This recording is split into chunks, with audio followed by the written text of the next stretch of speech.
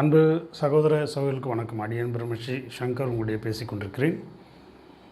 இப்போ நம்ம வாழ்க்கையை புரிஞ்சுக்கிறதுக்கான சில விஷயங்களை நாம் உங்களோட பகிர்ந்துக்கிறேன். இப்போ என்னை பொறுத்தன வரைக்கும் நான் என்னுடைய வாழ்க்கையை பற்றி நினைக்கிறேன் அப்படின்னா, என்னை படைக்கும் பொழுது, என்னை இந்த பிரபஞ்சம் படைக்கும் பொழுது, இப்போ பார்த்திங்க அப்படின்னா எல்லோரும் நம்ம அப்பா அம்மா தான் நம்மளை படைக்கிறோம் அப்படின்னு நம்ம நினச்சிட்ருக்குறோம். அவர்கள் ஒரு கருவியாக மட்டுமே செயல்படுகிறார்கள் அப்படின்றது என்னுடைய ஒரு அவர்களுடைய உடலும் அவர்களுடைய உழைப்பும் ஒரு கருவியாக தான் செயல்படுறாங்க. ஆனால் பிரபஞ்ச சக்தி என்பது பார்த்திங்க அப்படின்னா, என்னுடைய என்னுடைய தந்தையினுடைய உடம்பிலிருந்து வருகின்ற அந்த ஒரு விந்தணு என்னுடைய தாயினுடைய அந்த கருமுட்டைகளை சேர்ந்து அதனுடைய ரகசியங்கள், அதாவது என்னுடைய ஒட்டுமொத்த உடம்பை உருவாக்குவதற்கான அந்த பெரிய ரகசியம், இதை யார் கொடுக்கறது அப்படின்னா, என்னுடைய தாயோ தந்தையோ கொடுப்பதில்லை, அந்த அணுவிலே இருக்கிறது. அப்போ என்னுடைய முதன்மை கடவுள் என்பது என்ன அப்படின்னா இந்த அணுக்கள் தான். அதாவது சுயமாக சிந்தித்து தன்னை வளப்படுத்தக்கூடிய அணுக்கள் தான் என்னுடைய முதலாவது கடவுளாக நான் பார்க்கிறேன். அதே மேலே இந்த அணுக்கள் அப்படின்றது இந்த செல்கள் அப்படின்ற ஒரு பேரில் அழைக்கிறோம் நாம். இந்த செல்கள் ஒவ்வொன்றும் பல, அதாவது ஏறக்குறைய 37 ட்ரில்லியன்லேருந்து 50 ட்ரில்லியன் செல்கள் வரைக்கும் நம்முடைய உடம்பில் இருக்குது அப்படின்றாங்க. அப்போ ஏறக்குறைய நம்ம ஒரு கணக்கு வச்சுக்கலாம், ஒரு 50 ட்ரில்லியன் அப்படின்னு வச்சுக்கலாம். இப்போ 50 ட்ரில்லியன் செல்களும் என்னுடைய உடலை உருவாக்குகிறது. அப்போ என்னுடைய தந்தையினுடைய வேலையோ அல்லது என்னுடைய தாயினுடைய வேலையோ இந்த பிரபஞ்சத்தில் இருந்து கிடைக்கக்கூடிய அந்த உணவை உட்கொண்டு அவர்களுடைய வேலையை செஞ்சுக்கிட்டே இருந்தாங்க. ஆசை வரும்போது சம்யோகம் பண்ணாங்க. அந்த சம்யோகத்திலே என்னுடைய அந்த ஆதி அணுவான, அதாவது நான் பிறப்பதற்கு மூலக்கூறான அந்த விந்தணு கருமுட்டையில் சேர்ந்து நான் உருவானேன்னு பார்க்குறேன். ஆனால் இதில் இந்த கண், காது, மூக்கு அப்படின்னு சொல்லிட்டு 50 ட்ரில்லியன் செல்கள் இப்போ ஒட்டுமொத்த உடம்பில் இருக்கிறதும் செல்கள் தான். ஆனால் ஒரு தொகுப்பான செல்கள் என்னுடைய மூளையை உருவாக்குகிறது. ஒரு தொகுப்பு செல்கள் பார்த்திங்க அப்படின்னா என்னுடைய முதுகு தண்டுவடத்தை உருவாக்குகிறது. ஒரு தொகுப்பு செல்கள் என்னுடைய இதயத்தையும் அல்லது சிறுநீரகத்தையும், இம்மாதிரி ஒவ்வொரு உறுப்பையும் ஒவ்வொரு தொகுப்பு செல்கள் என்னை உருவாக்குது. நான் என்ன பிரம்மாண்டமாக நான் நினைக்கிறேன் அப்படின்னா, இந்த அறிவு என்னை உருவாக்கக்கூடிய அந்த மகத்தான அறிவுன்றது பார்த்திங்களா, அதை நாம் இயற்கைன்னு சொல்லிட்டு நாம் தனி ஒதுங்கி போகிறதா, அல்லது அதை தான் கடவுள் தன்மை அப்படின்றத நாம் உணர்ந்து வாழறதா அப்படின்ற ஒரு மிகப்பெரிய ஒரு அந்த கேள்விக்குள்ள நாம் நிற்கிறோம்.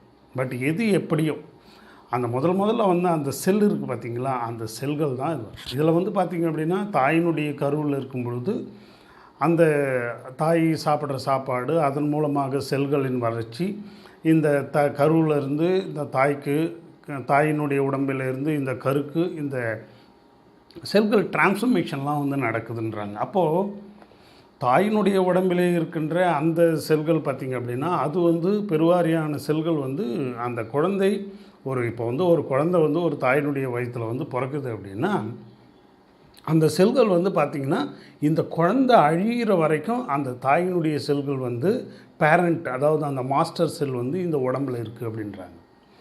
இப்போ எல்லாருமே நம்ம எப்படி வாழ்க்கையை பார்க்குறோம் அப்படின்னா, ஜஸ்ட்டு நம்ம பிறந்துட்டோம், நாம் இந்த வாழ்க்கையை வாழணும் அப்படின்ற லெவலில் தான் நம்ம பார்க்குறோம். ஆனால் எனக்கு என்ன சிந்திக்க தோணுது அப்படின்னா, இந்த உலகத்திலேயே இயங்கக்கூடிய மிக அற்புதமான ஒரு பொக்கிஷமாக என்னுடைய உடலை நான் பார்க்கிறேன். அப்போ என்னுடைய உடல் ஒரு விந்தணு, ஒரு கருமுட்டை, இது இரண்டும் சேர்ந்து குரோமோசோம்களாக மாறி அந்த 46 குரோமோசோம்கள் என்ற நிலையிலே செல்களாக வடிவமைச்சு, அதுக்கப்புறமா அந்த நாலேஜ் எங்கேருந்து வந்தது, இந்த நாலேஜ் யாராவது எழுதி கொடுத்தாங்களா, இல்லை எங்கன்னா இன்ஸ்ட்ரக்ஷன் புக்கு எங்கன்னா இருக்குதா, அதை பார்த்து இது வருதா அப்படின்னா, இங்கே தான் நான் இயற்கை தன்மையை, இறைத்தன்மையை உணர்கிறேன். அப்போது இறை உணர்வுன்றது வந்து நம்ம ஏதோ எங்கேயோ பெருசாக போய் யாருடைய கால்லையோ விழுந்து நாம் அனுபவிக்க வேண்டிய அவசியமே கிடையாது.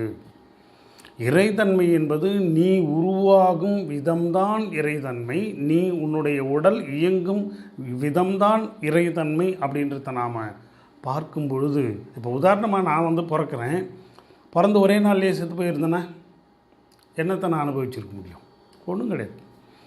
அப்படியே சத்தா கூட வந்து யார் அந்த சாவுக்கு காரணம்னு சொல்லிட்டு என்னால் சொல்ல முடியுமா? இல்லை. அப்போ நான் பிறந்து இத்தனை ஆண்டு காலம் என்னை வந்து வாழ வைத்துட்ருக்குது என்னுடைய உடலும் உயிரும். அதை வந்து என்னால் வந்து உருவமாகவும் என்னால் பார்க்க முடியல. பட் என்னை வந்து நான் கண்ணாடியில் பார்த்துக்கிறேன், கேமராவில் பார்த்துக்கிறேன், என்னுடைய உருவம் தெரியுது. ஆனால் எனக்குள்ளே இயங்குகின்ற அந்த அதாவது மிகப்பெரிய ஒரு ரகசியம் வந்து என்னால் வந்து உணர முடியல. ஏதோ காலையில் வந்து எழுந்துக்கிறோம், வேலையெல்லாம் செஞ்சுக்கிட்டே இருக்கோம், இரவு வந்து படுக்கிறோம், தூக்கம் வருது, மறுபடியும் காலையில் எழுந்துக்கிறோம், போகிறோம். இதுக்கு இடையில் வந்து பணம் சம்பாதிக்கணும், இந்த தொழிலை செய்யணும், அந்த தொழிலை செய்யணும், இந்த தொழிலை செஞ்சால் எவ்வளோ லாபம், அந்த தொழிலை செஞ்சால் அவ்வளோ லாபம், இப்படி வந்து நம்மளுடைய கால்குலேஷன்லாம், இந்த பொருளாதார கால்குலேஷன்லாம் போயிட்டே இருக்குது. அப்போ இந்த பொருளாதாரத்தில் வந்து நீங்கள் எந்த பதவியில் இருந்தாலும் சரி, எந்த இதில் இருந்தாலும் சரி, ஆரம்பத்தில் பணம்னு ஒன்று இருந்ததுன்னா நம்ம வாழ்க்கை ஓடி போகுது. அது நீங்கள் மந்திரியாக இருந்து சம்பாதிச்சாலும் சரி, சிஎம்மாக இருந்து சம்பாதிச்சாலும் சரி, அல்லது சாதாரண ஒரு குடிமகனாக ஒரு வேலை செய்பவனாக இருந்தாலும் சரி, ஐஏஎஸ் கலெக்டராக இருந்தாலும் சரி, ஆக மொத்தத்தில் ஒரு மனிதனுடைய இந்த ஃபோக்கஸ் வந்து தன்னிலே இருந்தது அப்படின்னா, தன்னுடைய உடம்பையும் உயிரையும் அது இயங்குகின்ற விதத்தையும் அதன் நமக்கு 24 மணி நேரம் நமக்கு அது சக்திகளாக கொடுத்துட்ருக்கின்ற விதமும், இதற்கிடையில் வந்து பார்த்திங்க அப்படின்னா நோய் கிருமிகள் அது இதெல்லாம் வந்த உடனே இந்த நோயை வந்து குணப்படுத்துறதுக்கான தன்மையும், இதற்கிடையில் வந்து பார்த்திங்க அப்படின்னா வயோதிகம் அப்படின்ற தன்மையும், இது எல்லாமே வந்து கொஞ்சம் கண்ணை மூடி கற்பனை பண்ணி பார்த்தோம் அப்படின்னா நாம் பிரம்மாண்டத்தை வந்து எங்கேயோ வெளியில் தேடிட்டுருக்குறோம், முட்டாளாக தான் நம்ம இருந்துகிட்ருக்குறோம், நமக்கு உள்ளே தான் எல்லாமே பிரம்மாண்டமே இருக்குது அப்படின்றது தான். அப்போது இந்த உலகில் வந்து நாம் நல்லபடியாக வாழணும் அப்படின்னா எது இருந்தால் முடியும்? என்னுடைய உயிரும் உடலும் இருந்தால் மட்டும்தான் என்னால் நல்ல விதமாக வாழ முடியும். 1000 தத்துவங்கள், 1000 மதங்கள், 1000 கோட்பாடுகள் எது இருந்தாலும் எல்லாமே இந்த உடல் இயக்கத்துக்கு ஈடு இணை ஆகாது அப்படின்ற ஒரு விஷயத்தை எந்த ஒரு தனி மனிதன் உணர்கிறானோ அவன்தான் ஞானி. இப்போ உலகத்தில் வந்து ஏராளமான பிரச்சனைகள் இருக்கிறது. போதைப் பொருளுக்கு அடிமையாகிறது, காம இச்சைகளுக்கு அடிமையாகிறது, அல்லது வந்து நாம் நம்முடைய வாழ்க்கையை அழித்து கொள்வது, சண்டை போடுறது, ரவுடித்தனம் பண்ணுறது, நல்ல நேர்மையாக இருக்கிறது, இது எல்லாம் பார்த்திங்க அப்படின்னா இந்த எல்லா நிகழ்ச்சிகளும் இந்த உடலை அழிக்கக்கூடியதாக இருந்தால் அது நமக்கு பாதகமான ஒரு கெட்ட செயல்கள் அப்படின்னு நம்ம சொல்கிறோம். அதே வந்து இந்த உடலை பாதுகாக்கக்கூடியதாக இருந்தால் அது ஒரு நல்ல செயல்னு சொல்கிறோம். உதாரணமாக மன அமைதியுடன் ஒரு தியானம் பண்ணுறது, அது வந்து ஒரு நல்ல செயல். நாம் வளரும் பொழுது நல்ல நல்ல சிந்தனைகளையும் நம்முடைய மனதிலே பதிய வச்சு நமக்கு நம்முடைய ஜீவனுக்கு ஊறு விளைக்காமல் இருந்ததுன்னா அது நல்ல செயல்னு சொல்கிறோம். அப்போ வயசுக்கு வந்தவுடனே நம்முடைய உடம்பில் வந்து காம இச்சை உற்பத்தி ஆகுது. இந்த காம இச்சை வந்த உடனே அதை வந்து சகட்டு மேனிக்கு வந்து ஒரு விலங்குகள் மாதிரி கண்ட மேனிக்கு கண்ட பெண்களோடவோ அல்லது கண்ட ஆண்களோடவோ ஒருத்தருக்கு ஒருத்தர், அதாவது நான் வந்து இதை வந்து ஆண்பால் பெண்பால் ரெண்டுத்தையும் ஒன்றா தான் நான் பார்க்குறேன். இப்போ ஒரு ஆடவன் வந்து நினச்சிட்டு பல பெண்களோடு நாம் உறவு கொள்ளலாம், ஒரு பெண் நினச்சிட்டு பல ஆண்களோடு நாம் உறவு கொள்ளலாம். அது என்ன ஆகுது அப்படின்னா இந்த உடலுக்கும் உயிருக்கும் அதனுடைய உணர்வுக்கும் அது தீங்கு விளைவிப்பதால் அது தீங்கான செயல் அப்படின்ட்டு நாம் நினச்சோம். இப்போ இதே வந்து பார்த்திங்க அப்படின்னா ஒரு 16 வயசில் வந்து ஒரு போதைப் பொருளுக்கு ஒருத்தன் அடிமையாகிறான் அப்படின்னா அதன் மூலமாக இந்த உயிருக்கு வந்து மிகப்பெரிய தீங்கு செய்வதால் அது தீயன்று. அப்போது நான் வந்து ஒரு நல்ல பழக்கம், ஒரு நல்ல ஒரு வாழ்க்கைன்றதை வந்து நான் எப்படி வந்து உணர்கிறேன் அப்படின்னா, சொல்லாலும் மனதாலும் செயலாலும் யாதொரு துன்பமும் தனக்கோ பிற உயிர்க்கோ நாம் செய்யாமல் இருந்தால் அதுதான் ஒரு ஐடியலான மிகச்சிறப்பான வாழ்க்கை. இப்போ நாம் பார்க்குறோம் பலவிதமான மதங்கள், என்னுடைய மதம் தான் பெருசு, என்னுடைய கோட்பாடுகள் தான் பெருசு அப்படின்னு சொல்லிட்டு, இப்போது உதாரணமாக இஸ்லாம் வந்து இருக்குது, ஜியோனிசம் இருக்குது, அல்லது வந்து கிறிஸ்டியானிட்டி இருக்குது, அண்டு இந்துத்துவா இருக்குது. எல்லாமே பார்த்திங்க அப்படின்னா இந்த மனிதனுடைய உயிரையும் உடலையும் பாதுகாப்பதற்கான அந்த தத்துவங்களை அது தரவில்லை என்றால் அது வந்து விரயமான மதம் தான் நான் சொல்லுவேன். இப்போது இடையில் வந்து பார்த்திங்க அப்படின்னா, இப்போ இஸ்லாம் மதங்கள், இப்போ நீங்கள் லவ் ஜிகாத் நடந்துட்டுருக்குதுன்னு சொல்லிட்டு நேற்று கூட ஒரு இது இப்போ அது இஸ்லாம் சேர்ந்த பசங்களாம் வந்து இந்து பசங்களை வந்து பழகிட்டு அவங்கள இஸ்லாமாக கன்வெர்ட் பண்ணுங்கன்றது. நீங்கள் பிறக்கும் பொழுது இஸ்லாமாவோ இதுவாக பிறகு நீங்கள் வந்து ஒரு ஆன்மாவாக பிறக்கிறீங்க. ஆன்மான்றது வந்து ஒரு பேச்சுக்காக சொல்கிறேன், ஒரு உயிராக நம்ம பிறக்கிறோம். இந்த உயிரை நான் இஸ்லாமியனாக இருந்து தான் நான் காப்பாற்றணுன்ற அவசியம் கிடையாது, நான் இந்துவாக இருந்து தான் நான் காப்பாற்றணுன்றது கிடையாது, நான் வந்து ஒரு ஜியோனிசம் அப்படின்றத பேரில் தான் காப்பாற்றணுன்றது கிடையாது, அல்லது ஒரு கிறிஸ்டியானிட்டின்ற பேரில் தான் நான் காப்பாற்றணுன்றதுலாம் கிடையாது. எந்த ஒரு தனி மனிதன் தன்னுடைய உயிரும் உடலும் அரிய பெரிய ரகசியமான ஒரு பொக்கிஷம் அப்படின்றத உணர்றானோ அதுதான் மதம். அது நீங்கள் மதம்னு சொல்லிக்கலாம், அல்லது ஒரு வாழ்வியல்னு சொல்லிக்கலாம். அப்போ இப்படிப்பட்ட ஒரு வாழ்க்கையை யார் ஒருவர் வாழ முற்படுகிறாரோ அவர்தான் மிகச்சிறந்த மனிதனாக இந்த பூமியிலே நாம் வாழ முடியும். அப்படி இல்லை அப்படின்னா எனக்கு என்ன கிடைச்சிருக்கு, இப்போ நான் வந்து ஒரு பதவியில் இருக்கிறேன், நான் பெரிய ஆள், எல்லாத்த விட நான் பெரிய ஆள். இப்போ நான் வந்து பதவி இல்லாமல் இருக்கிறேன், சாதாரணமாக 3 வேளை சாப்பாடு எல்லாருக்குமே கிடைக்குது, கிடைக்காமலே கிடையாது. இப்போ நான் சாதாரண ஒரு மனநிலையில் சாதாரண ஒரு நிலையில் இருக்கிறேன் அப்படின்னா, ஐயோ எனக்கு வந்து எதுவுமே கிடைக்கல, நான் வந்து ஒரு துர்பாக்கியசாலி. ஆனால் பிறப்புக்கும் எல்லா உயிருக்கும் சொல்லிட்டு என்னுடைய உடலிலே நடக்கின்ற ரகசியம்தான் எல்லாருடைய உடலையும் நடந்துட்டுருக்குது. இப்போது ஒரு மனிதன் 2 பேர் வந்து ஸ்டார்ட் பண்ணுறாங்க, ஒரு வாழ்க்கையை ஸ்டார்ட் பண்ணுறாங்க. சாதாரண எளிமையான வாழ்க்கையை வாழ்கிற அந்த மனிதனும் கடைசியில் வந்து தன்னுடைய உயிரையும் உடலையும் உணரவில்லை என்றால் மரணத்தை தான் சந்திக்கிறான். இதை வந்து ஒரு பதவி வந்து கிடச்சி ஒரு திடீர்னு ஒரு நல்ல ஒரு படிப்பு, அதன் மூலமாக வந்து ஒரு கட்சி, அது பதவி இதெல்லாம் கிடச்சி அவனும் வந்து கடைசியில் வந்து மரணிக்கும்போது மரணம் ஒன்றுமே இல்லாது. இப்போ 2 விதத்துலேயும் பார்த்திங்க அப்படின்னா, சாதாரண எளிமையாக வாழறவனும் தன்னுடைய உடம்பை பேணி பாதுகாத்து அதனுடைய மரணமில்லாத ஒரு வாழக்கூடிய ரகசியத்தை உணரவில்லை என்றால், ஒரு பதவியிலே இருப்பவன் அடையும் அந்த மரணமும் ஒரு சாதாரண எளிமையான வாழ்க்கையிலே வாழ்ந்து அடையக்கூடிய மரணமும் மரணத்தில் 2ம் ஒன்றாகத்தான் போகிறது.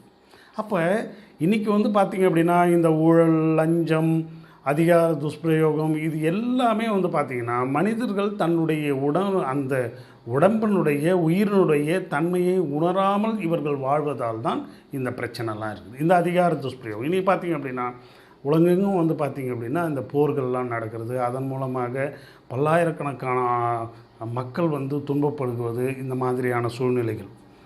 இப்போ வந்து பார்த்திங்கன்னா இந்த காசாவில் மட்டுமே வந்து பார்த்திங்கன்னா ஒரு லட்சத்துக்கும் மேற்பட்ட அந்த குழந்தைகள்லாம் வந்து சாகடிக்கப்பட்டிருக்கிறாங்க அப்படின்றோம். அப்போ இந்த இயற்கை பிரபஞ்சம் இவ்வளோ ஒரு ரொம்ப கடுமையான ஒரு பரிணாமத்தை எடுத்து அது வந்து எத்தனையோ மனித குலம் நாம் இருந்தாங்க, நமக்கு முன்னாடி வந்து நியாண்டர்தல்ஸ்னு இருந்தாங்க, அதுக்கு முன்னாடி எவ்வளோ மனித இனங்கள்லாம் இருந்தது, அவர்கள் எல்லாமே அழிஞ்சு போயிட்டாங்க. இப்போ ஹோமோசோஃபியன் நம்ம சொல்கிறாங்க, நாமளும் அதே தவறு செஞ்சு நாம் அழிந்து போய்கிட்டே இருந்தோம் அப்படின்னா அப்போ நாம் இந்த வாழ்க்கையில் என்னத்தை தான் நான் கற்றுக்குறோம். ஆக மொத்தத்தில் அழிவு தான், மதத்தின் பெயரால் அழிவு. இஸ்லாமை வந்து பின்பற்றலை, அதனால் அவன் வந்து எனக்கு ஜிகாத் என்னன்னே தெரியாத வாழ்ந்துட்டுருக்கிற மக்களாக இந்த உலகத்தில் இருக்காங்க. ஜிகாத் அப்படின்னா தன்னை வெற்றி கொள்ளுதல். தன்னைன்னா இந்த உடம்பு வந்து இந்த பூமியில் பிறக்குது, இந்த பிறக்கும் பொழுது எந்த விதமான சகலத்துவம் இல்லாமல் இது தன்னுடைய வேலைகளை செஞ்சுக்கிட்டே இருக்குது. ஆனால் இடையில் நான் என்ன பண்ணுறேன், போதை பழக்கங்கள், காம இச்சைகள், எனக்குள்ளே வந்து ஒரு ஈகோ, இதெல்லாம் நான் ஏற்படுத்திக்கிட்டு இந்த உடம்பையும் உயிரையும் அழிக்கிறேன். பார்த்திங்களா, இந்த ஒரு விஷயத்திலேருந்து நான் ஜிகாத், அதாவது வெற்றி கொள்ளணும், அதாவது என்னுடைய மனதையே நான் வெற்றி கொள்ளணும். என்ன மனது? என்னுடைய மனம் தீய மனமாக மாறிவிட்டால் அந்த தீயது எனக்கு செய்யாத அளவுக்கு நான் என்னுடைய மனதை வெற்றி கொள்ள வேண்டும். அப்படின்றது தான் ஜிகாதே தவிர, இப்போது கோயில்கள்லாம் பலிபீடம்னு சொல்லுவாங்க. என்ன பலிபீடம்? ஒரு ஆடை எடுத்து போய் வெட்டுன்னு சொல்கிறதா? இல்லை, என் மனதிலே ஏற்படுகின்ற அந்த தீய எண்ணங்கள், தீய செயல்கள், அதாவது என்னுடைய உயிரையும் உடலையும் எவையெல்லாம் அழிக்குமோ அவையெல்லாம் நான் பலி கொடுக்கிறேன். துறவு அப்படின்னா நாம் வந்து சோம்பேறியாக போய்ட்டு ஒருத்தர் உட்காந்துக்கிட்டு இருக்கிறதில்ல, ஒரு மடத்தில் போய் ஒளிஞ்சிக்கிறது இல்லை. என்ன இன்றைக்கி பார்த்திங்க அப்படின்னா மடங்கள்ன்ற பேரில் வந்து ரொம்ப டீப்பாக வந்து உள்ளே போகும்போது துறவு பண்ணுறோம் அப்படின்றாங்க, பிரம்மச்சாரியமாக இருக்கிறாங்கன்றாங்க. ஆனால் ரொம்ப டீப்பாக உள்ளே போகும்போது அவர்களும் காம இச்சைக்கு அடிமையாகி தவறான பழக்கங்கள்லாம் செஞ்சிட்ருக்குறாங்கன்றது தான் நம்ம பார்க்குறோம்.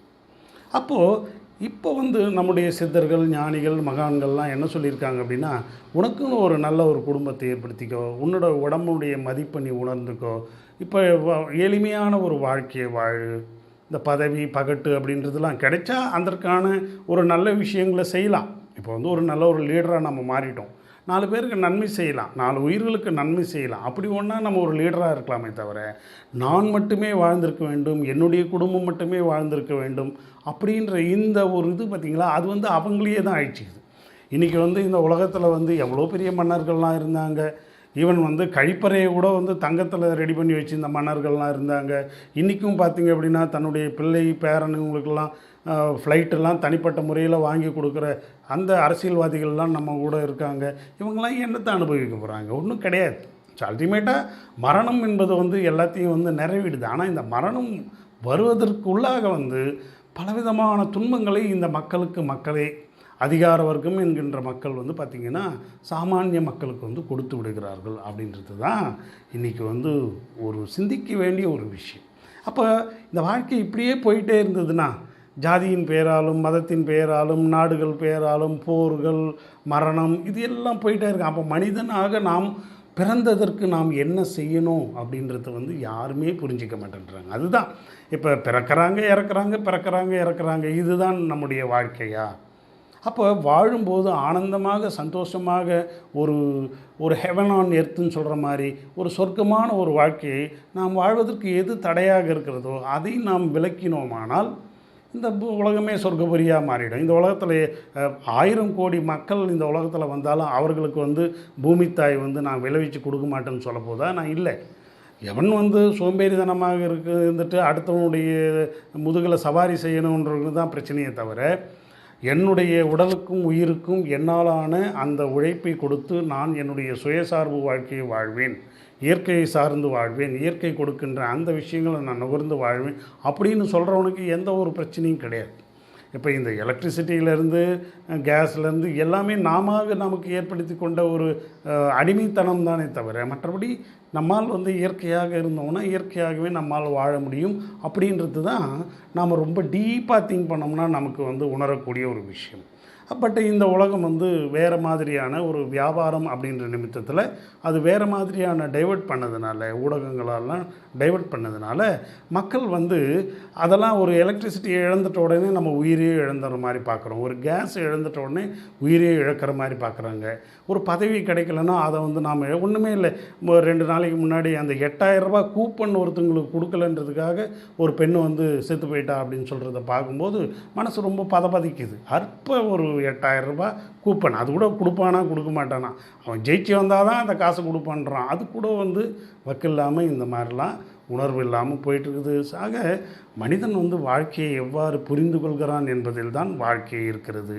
புரிந்து சொல்லாலும் மனதாலும் செயலாலும் தனக்கோ பிற உயிர்களுக்கோ தீங்கு விளைவிக்காமல் எந்த ஒரு மனிதன் வாழ்கிறானோ அந்த மனிதன் வாழ்வு தான் மிகச்சிறந்த வாழ்க்கை. எனக்கு வந்து இந்து மதம்தான் பெருசு, கிறிஸ்தவ மதம்தான் பெருசு, அல்லது வந்து இஸ்லாமிய மதம்தான் பெருசு, அல்லது வந்து இவர்கள் ஏற்படுத்தி கொண்ட பல விஷயங்கள் பெருசு சிறுசு அப்படின்ற ஒரு விஷயம் இன்றைக்கி பார்த்திங்க அப்படின்னா கட்சிகள் பேரால் வந்து பல அடிமைகள் உருவாக்கி அந்த கட்சி தலைவன் எவ்வளவு தவறு செய்தாலும் அவனை வந்து பேக்கப் பண்ணுறாங்க. அவன் வந்து பல கற்பழிப்புகள், பல கொலைகள் எதை செஞ்சாலும் நான் ஒரு கட்சிக்கு வந்து போயிட்டேன், என் தலைவன் செய்கிறது தான் கரெக்டு அப்படின்ற மாதிரியான விவாதங்கள்லாம் இங்கே இருக்கும் பொழுது அப்போ மக்கள் வாழ்க்கையை உணரவே இல்லைன்னு தான் அர்த்தம். அப்போ தன்னைத்தானே கொலை செய்து கொள்கிறார்கள், பிறர் தீங்கு செய்வர் அவனையும் வந்து இவர்கள் பேக்கப் பண்ணுறாங்க. இதுதான் இந்த மாதிரியான அரசியல் இதெல்லாம் வந்து கரெக்டாக புரிதலோடு நடந்ததுன்னா மட்டும்தான் எதிர்காலத்தில் இந்த ஊழல் அது இதெல்லாம் வந்து நம்ம இந்த உலகத்தில் அழிக்க முடியும், நாம் வந்து நிம்மதியாக வாழ முடியும். காசு கொடுக்குறானேன்னு சொல்லிட்டு ஓட்டு போட்டுட்டு அவனை வந்து ஜேன்னு தூக்கி வச்சுட்டு அலையிறது ஆடுறது என்ன, இது இன்றைக்கி வந்து ஒரு ஹீரோ வர்ஷிப் மாதிரி ஒருத்தனை வந்து தூக்கி வச்சுன்னு ஆடுறதுலாம் உங்களுடைய தலைவன் உங்களுக்குள்ளேயே இருக்கிறான். உங்கள் கதாநாயகனை நீங்கள் பார்க்காம அடுத்தவனை நீங்கள் தூக்கி வச்சு ஆடுற வரைக்கும் உங்களுடைய வாழ்க்கையிலே வந்து ஒரு மிகப்பெரிய மாற்றம் என்பது ஏற்பட போவதில்லை. இந்த மாற்றம் ஏற்படணும்னா தன்னைத்தான் உணர வேண்டும். தன்னுடைய அந்த ஒரு ஒர்த்து, ஹியூமன் ஒர்த், என்னுடைய பிறப்பினுடைய ரகசியம், நான் எந்த அளவுக்கு அந்த மதிப்புள்ளவன் என்பதை ஒவ்வொருவரும் உணர்ந்தால் தான் இது நடக்கும். இது நடக்கணுன்றதுக்காக நாம் பிரார்த்திக்கிறோம். நன்றி, வணக்கம்.